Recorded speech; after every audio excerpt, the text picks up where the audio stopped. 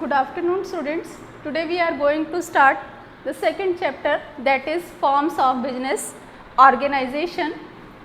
There are in this chapter we are going to discuss there are so many types of forms of business organization on the basis of ownership, that is private sector enterprise, public sector enterprise and joint sector enterprise.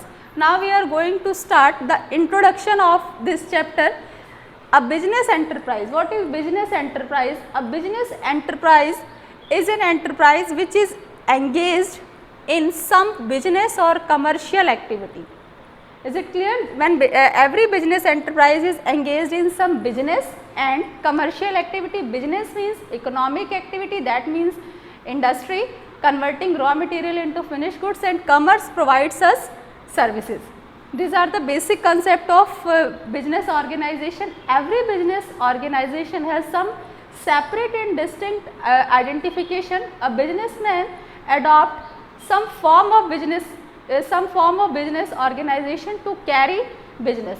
Business organization broadly classified into three categories, that is private sector enterprise, public sector enterprise and joint sector enterprise. What is the meaning of private sector enterprise? Private sector enterprise are those enterprise which is owned, managed and controlled by only a individual person, that is called private sector enterprise. The main motive of private sector enterprise is to earn profit. For example, Reliance Industry, Tata Company, Birla Company, Wipro, these all are the example of private sector enterprise. And now the concept of public sector enterprise. What is the concept of public sector enterprise? Public sector enterprise are those enterprise which is owned, managed and controlled by the central and state government. These are called public sector enterprise. The main motive of public sector enterprise is to provide services. For example, SAIL, Steel Authority of India Limited, GAIL, Gas Authority of India Limited and LIC Life Insurance Company. These all are the examples of public sector enterprise. Now third one is joint sector enterprise. Joint sector enterprise are those enterprise which is owned, managed and controlled by government and private sector. These are called joint sector enterprise. For example, Maruti Udyog, Cochin Refineries, these all are the example of joint sector enterprise. The main in joint sector enterprise, the main control of business in the hands of government. Now the main topic of this chapter is forms of, we are discussing the main first concept, that is private sector enterprise. The forms of private sector enterprise. First form is sole proprietorship. There are so many forms of private sector enterprise. First one is sole proprietorship, second is joint Hindu family, third is partnership, cooperative society. These all are the forms of private sector enterprise. In this lecture, we are going to discuss the concept of sole proprietorship. The sole proprietor means sole proprietor, one owner. The meaning of sole proprietorship is clear for its name, that is the form of business enterprise which is owned, managed and controlled by only one person, only single individual, that is called sole proprietorship. In the sole proprietorship business, only one person is responsible for all the activities that are held in business. There are so many examples of sole proprietorship. For example, tailoring shop, bakers, retailers, beauty parlors. These all are the examples of sole proprietorship business. The business which is on small scale level, which is run on small scale level, that is called small scale enterprise. Small जो sole proprietorship है बेटा, वो small scale enterprise पे ही होता है. Reason ये है क्योंकि एक सिंगल पर्सन के पास इतना ज़्यादा कैपिटल, इतनी एफिशिएंसी नहीं होती है कि वो पूरे के पूरे बिजनेस को खुद से मैनेज कर सके. क्योंकि एक बिजनेसमैन कैपिटल भी इन्वेस्ट कर रहा है, सारे रिसोर्सेज भी उसी के हैं, मैनेजमेंट भी उसी को करना है, हर चीज़ के लिए बिजनेस में एक सिंगल पर्सन ही रिस्पॉन्सिबल है. तो एक सिंगल पर्सन कितनी रिस्पॉन्सिबिलिटीज़ को, कितनी चीज़ों को मैनेज करेगा. तो जो हमारे सोल प्रोप्राइटरशिप बिजनेस है, ये हमारे स्मॉल स्केल लेवल पे ही होते हैं, सूटेबल होते हैं, क्योंकि लार्ज स्केल पे ये पॉसिबल नहीं है. तो डेफिनेशन हम देखेंगे बेटा. Sole traders business is a type of business unit where one person is solely responsible for providing the capital, only single person is responsible for providing capital, for bearing risk and for the management of business. Only one person is responsible for providing capital, bearing risk and all the management of business is only in the hands of only single person, that is called sole proprietorship business. And this is possible in the case of small scale business. In large scale business only one person is not manage all the responsibilities in the business. Is it clear? I think sole proprietorship का concept सबको clear है. Next we are going to discuss the feature of sole proprietorship business. The first point is single ownership. Single ownership बेटा only single ownership, अभी हमने इसका basic concept पढ़ा कि sole proprietorship में सिर्फ एक ही person की ownership होती है, पूरे business को एक ही person manage करता है हर चीज़ के लिए, चाहे उसमें liability है, profit है, एक सिंगल पर्सन ही रिस्पॉन्सिबल है, वो इसमें किसी और का इन्वॉल्वमेंट नहीं होता है। सारी चीज़ों के लिए बिजनेस को मैनेज करना, बिजनेस का रिस्क बेयरिंग करना, पूरे डिसीजन सब सिर्फ एक सिंगल पर्सन के ही होते हैं। यहाँ पे सिर्फ ऑनर कौन होता है? एक single person. Second is formation and closure. In the case of sole proprietorship, there is no need of any legal formalities to form, that means to start and or to close. There is no need of any legal formalities. There is no separate act for the sole proprietorship business. There is no need to fulfill any legal formalities to start or to close the sole proprietorship business. Is it clear? Only in the sole proprietorship business, no license is required to form the business. Only license is required in only some forms of business, some cases of business, for example medical shop. In this case license is required, otherwise no licensing is required in the case of sole proprietorship business. Sole proprietorship में बेटा छोटी छोटी shop जैसे retailers है, bakers है, beauty parlours है, sweet shop है, ये सारी चीज़ें आती, तो यहाँ पे लाइसेंस की ज़रूरत नहीं है। से जैसे किसी ने मेडिकल शॉप खोला है तो उनको तो लाइसेंस की ज़रूरत है, बिना लाइसेंस के वो मेडिकल शॉप को नहीं ओपन कर सकते हैं। Third one is unlimited liability. अब हमने ये पहले ही पढ़ लिया है कि सोल प्रोप्राइटरशिप में सिर्फ एक सिंगल पर्सन ही रिस्पॉन्सिबल है, पूरे बिजनेस में एक ही पर्सन मैनेज कर रहा है, वही एक ऑनर है, तो दैट मीन्स उसकी लायबिलिटी क्या होगी? अनलिमिटेड होगी. अनलिमिटेड बेटा क्या होता है? जैसे फॉर एग्जांपल अब वो बिजनेस को परफॉर्म कर रहा है, बिजनेस में जो उसका टोटल इन्वेस्टमेंट है वो 5 लाख का है, बट उसकी लायबिलिटीज़ अगर 6 लाख हो जाती हैं तो 5 लाख, अब वो बिजनेस को सेल कर रहा है 4 लाख मिले, अब वो 2 लाख कहाँ से पे करेगा? वो अपनी पर्सनल एसेट्स को सेल करे या कहीं से भी मैनेज करे. दैट मीन्स जो क्रेडिटर है वो क्रेडिटर हमारी पर्सनल एसेट्स पे भी क्लेम कर सकता है. यहाँ पे लायबिलिटी अनलिमिटेड है, वो अपनी लायबिलिटी को किसी के साथ शेयर तो करेगा नहीं, क्योंकि सारी ऑनरशिप, सारा डिसीजन, पूरा बिजनेस वन मैन का है, तो अपनी लायबिलिटीज़ को वो किसी के साथ शेयर नहीं कर सकता है. Fourth one is individual risk bearing and profit recipients. Individual risk bearing, अब यहाँ पर कह रहे हैं कि इंडिविजुअल पर्सन रिस्क को बेयर करेगा. Firstly what is the meaning of risk? Risk is the chances of loss. तो रिस्क, जब यहाँ पर एक ही पर्सन ऑनर है, एक सिंगल पर्सन ऑनर है, बिजनेस को मैनेज कर रहा है, कंट्रोल कर रहा है, दैट मीन्स कि only single person is bearing the risk. अब वहाँ पे सिंगल पर्सन ही रिस्क को बियर करेगा. एंड प्रॉफिट रेसिपेंट, जब सिंगल पर्सन रिस्क को बियर कर रहा है तो प्रॉफिट भी तो वही बियर करेगा, because profit is the reward of bearing the risk. जब वो रिस्क को बियर कर सकता है, अगर उसमें प्रॉफिट होगा that means reward for bearing the risk, तो वो भी सिंगल पर्सन ही बियर करेगा. मैक्सिमम प्रॉफिट होगा तो उसको उसी पूरा शेयर उसी का है, उसको किसी के साथ उसको शेयर नहीं करना है. Is it clear? Individual risk bearing, that means individual single person ही उसको ऑन कर रहा है, मैनेज कंट्रोल कर रहा है, तो रिस्क भी इंडिविजुअल बेयर करेगा और प्रॉफिट होगा तो भी इंडिविजुअल पर्सन ही उसको बेयर करेगा. Fifth one is one man control. अब यहाँ पर क्या है कि जो सिंगल सोल प्रोप्राइटरशिप है, यहाँ पे सिर्फ एक ही पर्सन का कंट्रोल है. यहाँ पे मैनेजरशिप और ऑनरशिप में कोई डिफरेंस नहीं है. यहाँ पे पूरा कंट्रोल सिर्फ एक ही पर्सन का है. यहाँ वो चाहे तो किसी को अपने अंडर एज अ एम्प्लॉई रख सकता है, अदरवाइज कोई ज़रूरत नहीं है. लेकिन वो जो एम्प्लॉई को भी रखेगा, कंट्रोल तो सारा डिसीजन तो सिर्फ सिंगल पर्सन का होगा, उस पर्सन का किसी भी तरह का कोई इन्वॉल्वमेंट यहाँ पे नहीं होगा. पूरा डिसीजन, पूरा कंट्रोल किसका होगा? सिर्फ एक सिंगल इंडिविजुअल का, जो वन ऑनर है उसी का कंट्रोल होगा. यहाँ पे किसी भी तरह का कोई इंटरफेरेंस नहीं है। 6(1) is no separate legal entity.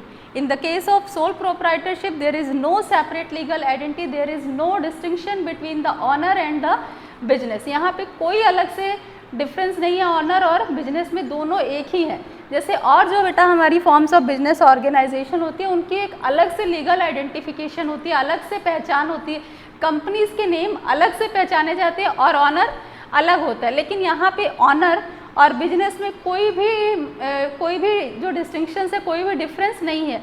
Honour और बिजनेस दोनों के दोनों एक ही हैं।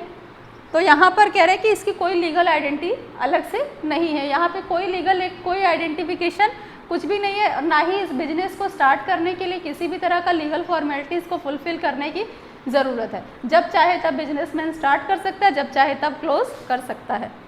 Lack of business continuity. अब बिजनेस को कंटिन्यू करना, अब कोई भी बिजनेस स्टार्ट होता है तो ऑब्वियसली बिजनेसमैन की यही एक्सपेक्टेशन होती है कि उसका बिजनेस कंटिन्यूसली रन करे, लॉन्ग टाइम तक सरवाइव करे, ग्रोथ करे। लेकिन जो हमारा सोल प्रोप्राइटरशिप बिजनेस है वहाँ पे ये है कि lack of business continuity, business हमारा कंटिन्यू नहीं हो सकता। रीज़न क्या है? क्योंकि यहाँ पे पूरे बिजनेस को कौन मैनेज कर रहा है? सिर्फ एक सिंगल पर्सन। अगर वो सिंगल पर्सन इंसॉल्वेंट हो जाए, कोई एलिमेंट, कोई उसके साथ प्रॉब्लम हो जाए, उसकी डेथ हो जाए या किसी भी तरह से वो बिजनेस को नहीं चलाएगा तो बिजनेस क्या हो जाएगा? बंद हो जाएगा। क्योंकि एक ही पर्सन ऑनर है, पूरे बिजनेस को एक ही पर्सन मैनेज कर रहा है, कोई और है ही नहीं इसमें। दैट मीन्स कि अगर वो पर्सन फिजिकली डिसेबिलिटी किसी तरह से अनफिट हो जाता है, इंसॉल्वेंट हो जाता है, डेथ हो जाती है, कोई प्रॉब्लम हो जाती है तो बिजनेस हमारा कंटिन्यू नहीं हो सकता। स्मॉल साइज, बेटा जो सोल प्रोप्राइटरशिप बिजनेस है, स्मॉल साइज वो बिजनेस हमारा स्मॉल स्केल पे रन करता है। रीज़न ये है क्योंकि एक सिंगल पर्सन बिजनेस को ऑनर कर रहा है। वही अभी हमने यहाँ पे पढ़ा था ना कि only single person providing the capital, एक पर्सन कैपिटल प्रोवाइड कर रहा है, रिसोर्सेज एक सिंगल पर्सन के, मैनेजमेंट एक सिंगल पर्सन के। तो एक सिंगल पर्सन सारी चीज़ों में तो परफेक्ट नहीं हो सकता और उसके पास कितने मैक्सिमम रिसोर्सेज होंगे, कितनी वो मैक्सिमम कैपिटल इन्वेस्ट कर सकता है? बहुत ज़्यादा तो इन्वेस्ट नहीं कर सकता। तो जो स्मॉल स्केल बिजनेस है, ये जो सोल प्रोप्राइटरशिप बिजनेस है बेटा, ये हमारा स्मॉल लेवल पे ही होता है क्योंकि यहाँ पे एक ही पर्सन को बिजनेस को मैनेज करना है, कंट्रोल करना है। तो ये हमारा स्मॉल स्केल पे होता है, लार्ज स्केल पे ये पॉसिबल नहीं है। So these are the features of sole proprietorship business. Next is merits or advantages of sole proprietorship business. These are the points that is we are going to discuss. First is quick decision. Soul proprietorship business में बेटा quick decisions बहुत जल्दी ही लिए जाते हैं। Reason ये है क्योंकि सोल प्रोप्राइटरशिप बिजनेस में उसको किसी से सजेशन नहीं लेना है, कोई मीटिंग नहीं करना है, किसी अनदर पर्सन को इन्वॉल्व नहीं करना है। सारे डिसीजन क्या है? सिर्फ एक सिंगल पर्सन के, वो ऑन द स्पॉट अपने डिसीजन ले सकता है और ये क्विक डिसीजन की वजह से उसका बिजनेस क्या है? फ्लेक्सिबल है। वो जब चाहे तब कोई भी डिसीजन ले सकता है क्योंकि किसी को इन्वॉल्व नहीं करना है, किसी से सजेशन नहीं लेना है। तो इजीली ऑब्वियसली क्विक डिसीजन है, उसको कोई यहाँ पे कोई प्रोसीजर, कोई सिस्टम तो है नहीं, तो उसका बिजनेस क्या है? फ्लेक्सिबल भी है। फ्लेक्सिबल मतलब वो जब चाहे तब किसी भी तरह का बिजनेस कर सकता है, किसी भी तरीके से अपने बिजनेस को वो रन कर सकता है। कॉन्फिडेंशियलिटी, अब ये जो हमारा सोल प्रोप्राइटरशिप बिजनेस है ये फुल्ली कॉन्फिडेंशियल है। फुल्ली कॉन्फिडेंशियल दैट मीन्स कि सोल प्रोप्राइटरशिप बिजनेस में सोल प्रोप्राइटर को, ऑनर को किसी के साथ भी अपने सीक्रेट को लीक नहीं करना है, अपने बिजनेस के पॉइंट्स को किसी के साथ डिस्कस नहीं करना है। जब वो अपने बिजनेस के मेन पॉइंट्स, मेन सीक्रेट्स को किसी के साथ डिस्कस ही नहीं करेगा तो उसके सीक्रेट लीक होने के चांसेस नहीं है। दूसरी चीज़, यहाँ पे कोई गवर्नमेंट का इंटरफेरेंस नहीं है, कोई उसके लिए कंपल्शन नहीं है, कोई उसके लिए रूल नहीं है कि उसको अपने बिजनेस के अकाउंट्स को पब्लिश करना है या अपनी रिपोर्ट बना के किसी को देनी है। यहाँ पर किसी भी तरह का कोई ऐसा कंपल्शन तो है नहीं।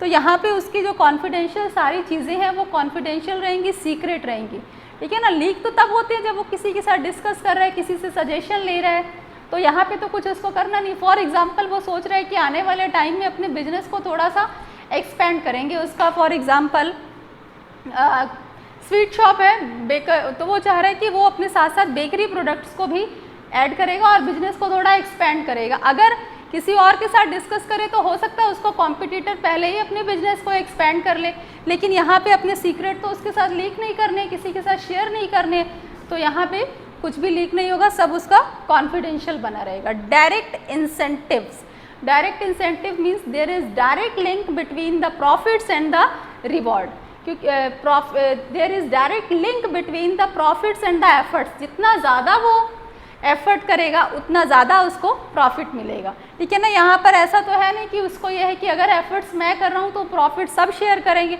उसको पता है कि यहाँ पे डायरेक्ट लिंक है कि एफर्ट्स और रिवॉर्ड्स का, जितना मैक्सिमम एफर्ट्स उतना ज़्यादा मैक्सिमम प्रॉफिट। अगर वो एक्स्ट्रा एफर्ट्स भी करता है तो उसको ये पता है कि जो भी मैक्सिमम प्रॉफिट होगा वो सारा प्रॉफिट उसी को बेयर करना है, उसको अपने प्रॉफिट को किसी के साथ शेयर नहीं करना है।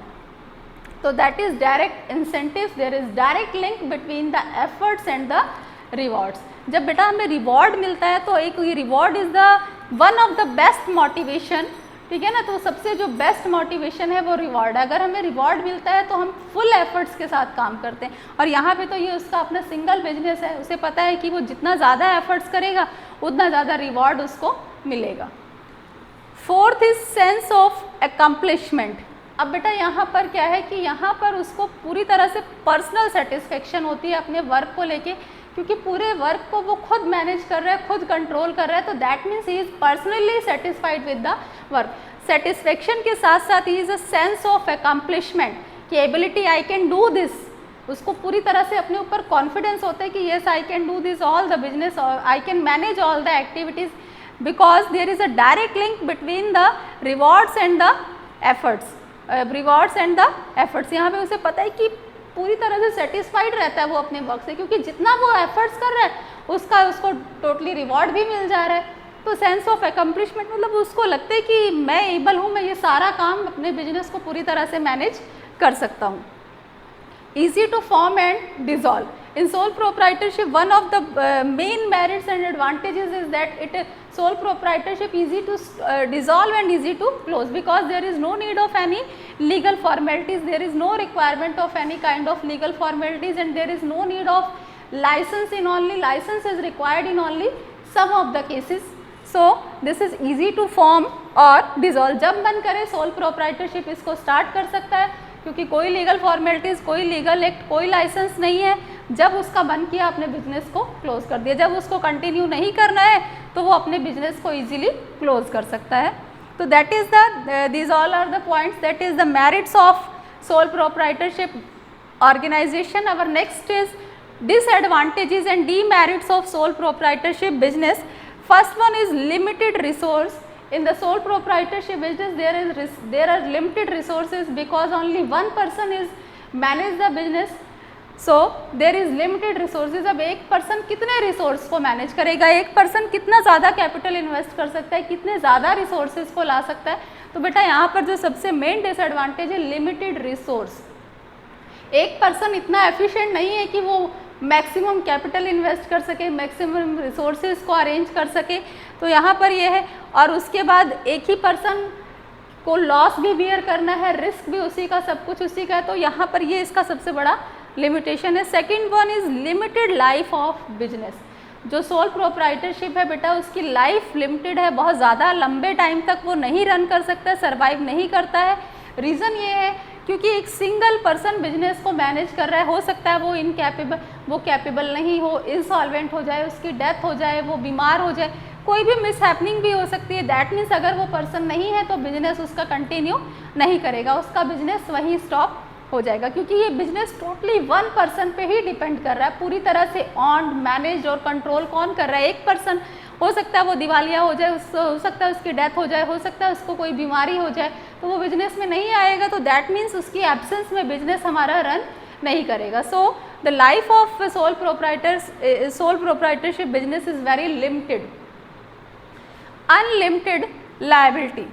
सोल प्रोप्राइटरशिप में लायबिलिटी क्या है, अनलिमिटेड है, क्योंकि सारी चीज़ों के लिए एक पर्सन ही रिस्पॉन्सिबल है। उसको क्या करना है, अगर उसकी लायबिलिटी बहुत ज़्यादा हो जाती है तो वो क्या करेगा, अपने बिजनेस को सेल करेगा। अगर उसके बिजनेस को सेल करके भी सफिशिएंट अमाउंट में कैश नहीं मिलता है तो वो क्या करेगा, अपनी उसको पर्सनल एसेट्स को सेल करके लायबिलिटी को पे करना होगा, क्योंकि क्रेडिटर्स तो है, पहले उसके बिजनेस पे क्लेम करेगा। अगर वो अमाउंट उसके बिजनेस से नहीं पूरा होता है तो वो क्या करेगा, उसकी पर्सनल एसेट्स पे भी क्लेम कर सकता है। उसको अपनी पर्सनल प्रॉपर्टी को, पर्सनल एसेट्स को भी सेल करके हर हाल में अमाउंट उसको पे करना होगा। So fourth is limited managerial skill.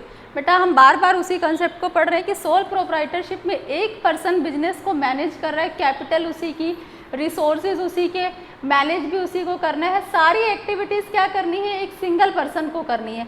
तो एक पर्सन जो है वो क्या सारी एक्टिविटी में परफेक्ट हो सकता है?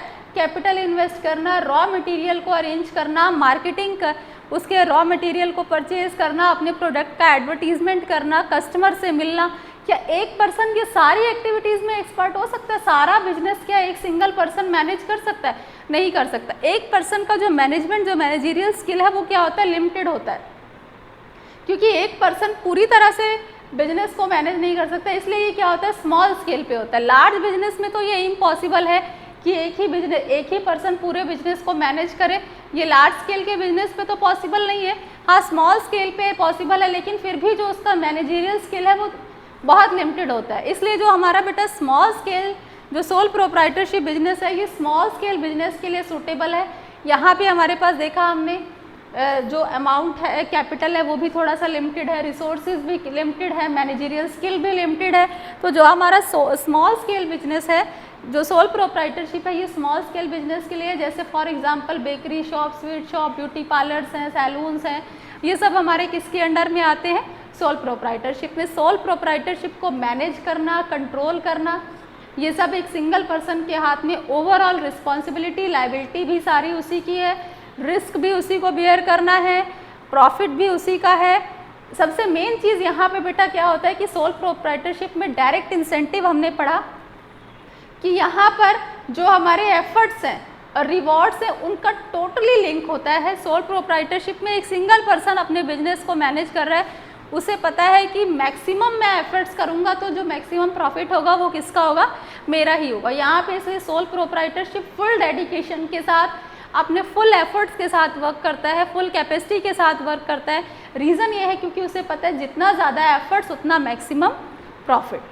Is it clear? कंक्लूजन बेटा यही है कि जो हमारा स्मॉल स्केल बिजनेस है, जो सोल प्रोप्राइटरशिप बिजनेस है, that is suitable for only small scale enterprise, that is tailoring shop, sweet shop, bakers, these all are the example of small scale business, and small scale business is required and suitable only when a person want personal attention on the business. In this case, small scale business and sole proprietorship organization is suitable, and when there is a limited capital, when a person have limited capital, then sole proprietorship is one of the business and one of the perfect business for the person.